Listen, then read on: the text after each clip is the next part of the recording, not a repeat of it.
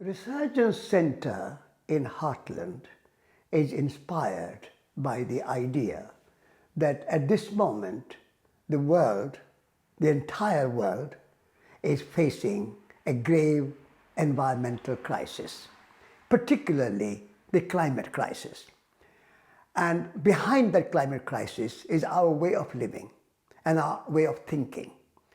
How we relate to nature, how we relate to forests and oceans and rivers and people. So the vision behind Resurgence Centre in Hartland is to create a place where local community of Hartland, but also between Bude and Bideford, the local area, which includes many small villages like Woolsey, Clovelly, Welcome, villages like that, can come together to explain how we in this North Devon community can contribute and participate in solving the problems which the whole world is facing. So how can we improve our way of life? Our agriculture, for example. Agriculture contributes 30 to 35% of greenhouse gases and carbon emission and causing climate change and climate crisis. Similarly, many other activities like transportation and our use of energy. Do we use renewable energy or fossil fuel energy? All these questions we have to address. So the Resurgence Centre is to bring people together and explore together how we can contribute the solution to climate crisis, environmental crisis, ecological crisis. Because the climate solution and environmental solutions and sustainability and creating resilience and regenerative agriculture and regenerative economy is everybody's responsibility. It is not only British government or American government or the industry or the business or the oil companies have to take responsibility. Of course they have to, because they have to make new policies, they have to make new business decisions, but each and every citizen also have to take responsibility and take part in the solution of our crisis.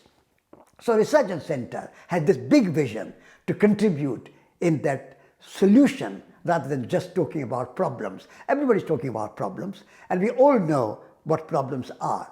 But what we need to know is what are the solutions and how we can participate in those solutions. That is the fundamental big vision behind Resurgence Centre in Hartland.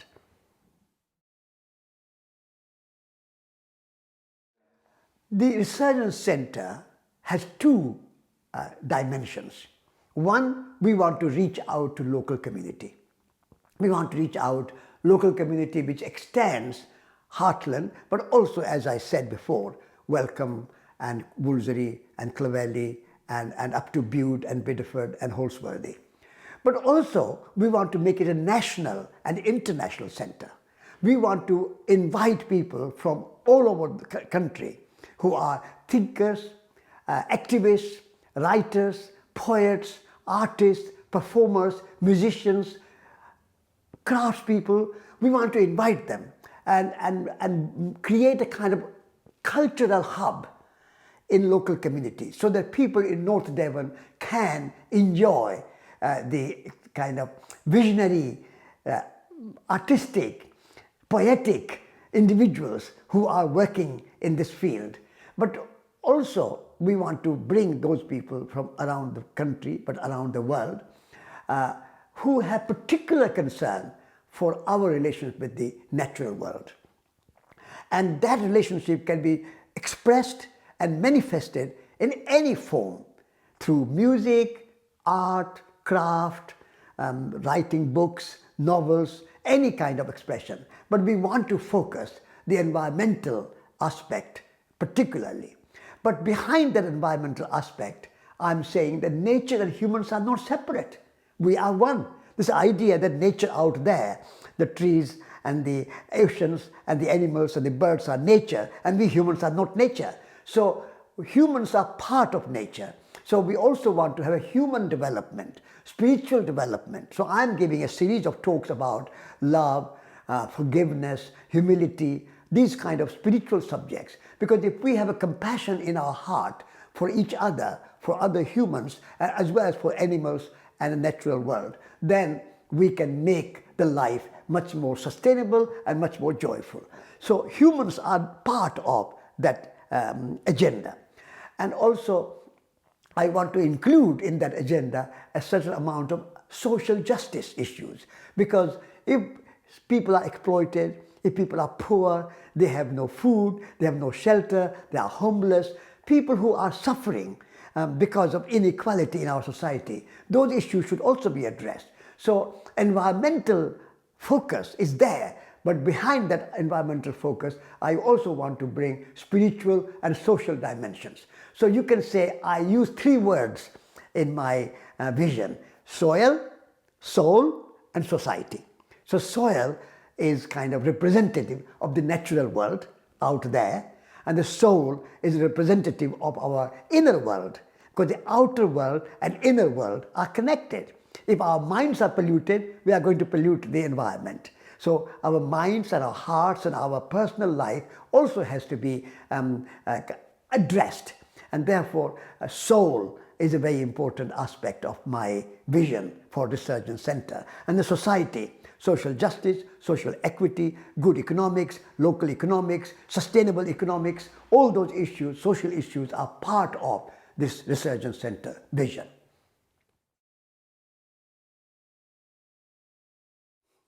I came to live in Hartland 40 years ago. I used to live in London, and my wife and I, we were the editors of Resurgence magazine. And we felt that we are talking about ecology, sustainability, rural life as well, forests, oceans. But living in London, we are disconnected. We are not in contact with natural world. So it will be good to not only talk about it and write about it, but live it. And therefore we were looking for some place to move. And we had some friends in Hartland, in Welcome, and in this area. So we used to know them. And so 40 years ago, we moved out of London and via Wales to Hartland. And we brought Resurgence magazine with us. And we established Resurgence in our house, Ford House. So for 40 years, Resurgence has been in our house. So now we are very fortunate that Resurgence has its own home at Resurgence Centre. But until now, Resurgence was part of our house. So for 40 years, I have been living in Hartland, and I have been falling in love with Hartland day after day, deeper and deeper, more and more, because I think it's a beautiful community, it's a beautiful place, surrounded by the ocean and the trees and the land and the natural world. And the people here in this Hartland community are so friendly. I've never felt kind of alienated or a foreigner or an outsider. From the very first day, I have been welcomed by the villagers, by the farmers, by the builders, by the craftsmen and women, the shopkeepers in Hartland. So Hartland has become my home, and I would like to die in Hartland, and I would like to be buried in Hartland, because Hartland is my love. So I love the community. But also, it is important that not everything should be centered and concentrated in big cities like London and Bristol and Birmingham and Exeter, because rural areas are as important as urban areas. And therefore, people coming to live in villages like Hartland and bringing culture, publication, writing, poetry, music, gardening, cooking, all these good activities which should happen wherever you live, and bringing those into rural areas and making rural areas to thrive, so that there is a good balance between urban and rural. So that's in a way kind of my passion, to make rural life as respectable and joyful. And we must not think that if you are not successful, then you live in villages, or if you are retired, then you live in villages. If you are successful and you want to make some impact in the world, then you go and live in Paris or London or Bristol or Exeter. I think living in rural areas should be as wonderful and joyful and successful as living in London or Paris or New York or Bristol or Exeter. Before I settled in England, in my youth, I was passionate about peace in the world. And particularly, I was passionate about stopping the nuclear arms race. And at the height of Cold War, in the early 60s, I, with a friend, decided that we must do something to establish international peace and stop the nuclear arms race. So, in our idealism and passion and enthusiasm, my friend and I decided to walk for peace against nuclear weapons from New Delhi to Moscow, to Paris, to London, and to Washington, D.C., these 4 nuclear capitals at that time. And we started without any money in our pockets. We started from the grave of Mahatma Gandhi in New Delhi, and we walked through the Punjab, the northwest India, and then we came into Pakistan, and we walked through Pakistan, over the Khyber Pass to Kabul, and then over the Hindu Kush mountains to Herat, and then through the deserts of Iran to Tehran, and then we walked through the Soviet Union at that time, meaning Azerbaijan, Armenia, Georgia, and then Russia and Moscow. It took 10 months to walk to Moscow. And we were received in the Kremlin, and we delivered a packet of peace tea to the president of the Supreme Soviet. And then we walked from Moscow to Belarusia and Poland, Germany, Belgium, France. And in Paris, again, we made our statement for peace and had a lot of wonderful time there. And then we had to take a boat, of course, between Calais and Dover. But then from Dover, we walked to London, and we met Bertrand Russell. And we delivered a packet of peace tea in the 10 Downing Street. And then we walked to Southampton, and we took a boat supported by Bertrand Russell and many other peacemakers. And we got a ticket in a Queen Mary, and we sailed across the Atlantic and came to New York. And then from New York, we walked to Washington, D.C., and we were received in the White House, and we delivered the packet of peace tea in the White House, and then we ended our journey at the grave of John F. Kennedy. So we started from the grave of Mahatma Gandhi, and we ended at the grave of John F. Kennedy. So from grave to make the point that if you believe in the gun, a gun can also kill a Gandhi or a John F. Kennedy. Therefore, we have to remove our faith from the gun and put our faith in peace and harmony and a respect for human life and respect for all life, human and other than human. And after our walk in Washington, we met Martin Luther King. And that was a wonderful culmination of our walk. So it was an 8,000 miles walk from India to America, a long walk to Washington without any money for peace. So walking had become my second nature. And therefore, for the rest of my life, I walk every day if I can. I walk along the sea coast path, and Hartland has a lovely coast path, the Southwest Way, which goes from Dorset to Devon, to Cornwall, to Devon again, and to Somerset. It's a 600-mile long coast path. And quite often I take that coast path and walk up and down the cliffs and the beautiful landscapes and the beautiful nature and the wildflowers and the beautiful birds and butterflies and insects. I enjoy being in nature, and I enjoy celebrating the sacredness of life, human life as well as other than human life. Because for me, all life has intrinsic value, equal value. For me, human life is not more important than the rest of life. I think all life is one, unity of life. And actually, animals, our ancestors, in the beginning of the Big Bang and the beginning of time, there were no humans. Humans have come from the natural world. So we all have the same origin, and therefore I love all life, human life and other than human life. And how do you experience that life?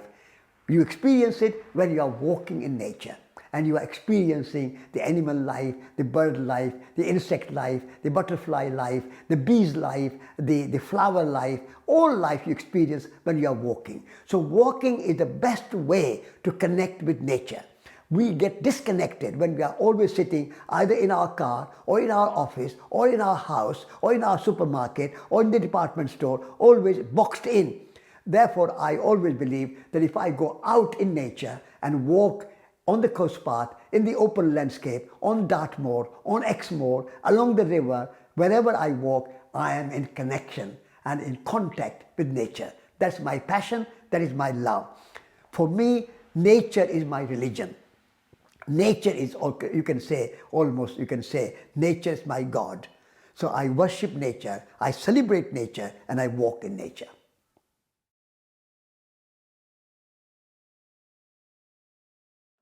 Living in rural areas like Hartland is very conducive and helpful to living a life of elegant simplicity, because consumerism and materialism is not so strong and not so prevalent in rural areas like Hartland.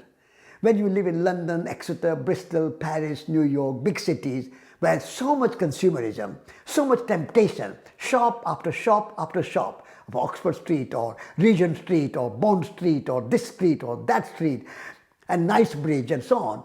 So temptation, and therefore you become sort of a more consumer. And so elegant simplicity, because there's enough in the world for everybody's need, but not enough for anybody's greed. And we have become too greedy, and we are accumulating stuff and clothes and shoes and furniture and gadgets, which we don't always use. So they sit in our offices, in our workplaces, in our attics, in our kitchen, in our places where there are storerooms. So I would like that if we want to contribute the solution to climate change, we have to consume less, we have to waste less, and we have to pollute less. And if you want to waste less and pollute less and consume less, then buy something which is really beautiful and useful and durable. At the moment we make things and produce things that are not very beautiful. And when there's no beauty, there's no joy and there's no satisfaction. Beauty is the food for the soul. So I want to see in elegant simplicity, in my book I have talked about beauty, the place of beauty. But beauty is not enough. Beauty is not just a decoration on the wall. It should be useful. So whatever you make, your pots, your pans, your clothes, your shoes, your furniture, everything you use should be beautiful, and beautiful should be useful. And then it should be durable. It should last. It should not be sort of single-use plastic and throw away. One fashion season, another season comes and you have a new fashion, and throw away the old fashion. That kind of throwaway, wasteful society is not conducive and not a kind of right to climate change and environmental sustainability. And therefore, I want everything to be made which will last for 10 years, 15 years, 20 years, or even a lifetime. So these are my 3 words for elegant simplicity, which I have written about in my book. Beautiful, useful, and durable. I call it the BUD principle, B-U-D, BUD, the BUD principle. And so that's the kind of, by living elegantly simple life, we are contributing to the solution to climate change.